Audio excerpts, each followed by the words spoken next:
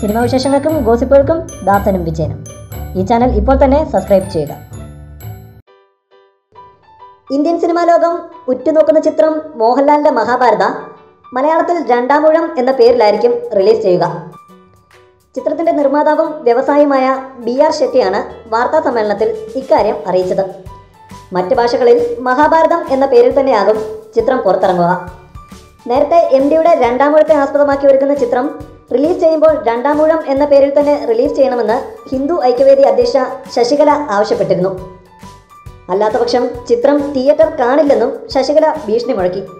എന്നാൽ ആരുടെയും ഭീഷണി കണക്കിലെടുത്തല്ല ചിത്രത്തിന് രണ്ടാമൂഴം എന്ന് പേരിടുന്നതെന്ന് BR ഷെട്ടിയും പറഞ്ഞു. 3 മണിക്കൂർ വീതമുള്ള 2 ഭാഗങ്ങളായിട്ടായിരിക്കും മഹാഭാരത പുറത്തിറങ്ങുക. ആദ്യ ഭാഗത്തിൻ്റെ ചിത്രീകരണം അബുദാബിയിൽ ആരംഭിക്കും. ചിത്രത്തിൻ്റെ കാസ്റ്റിംഗ് ഉടൻ ആരംഭിക്കും. സിനിമയുടെ ചിത്രീകരണത്തിനായി പല സംസ്ഥാനങ്ങളിൽ നിന്നും ഓഫർ ലഭിച്ചിട്ടുണ്ടെന്നും 1000 കോടി ബജറ്റിൽ ഒരുങ്ങുന്ന ചിത്രത്തിൽ ഇന്ത്യൻ സിനിമയിലെ പല പ്രമുഖ താരങ്ങളും അണിനിരക്കുമെന്നും BR ഷെട്ടി വ്യക്തമാക്കി. കൂടുതൽ സിനിമാ വിശേഷങ്ങൾക്കും ഗോസിപ്പുകൾക്കും ദാസനും വിജയനും.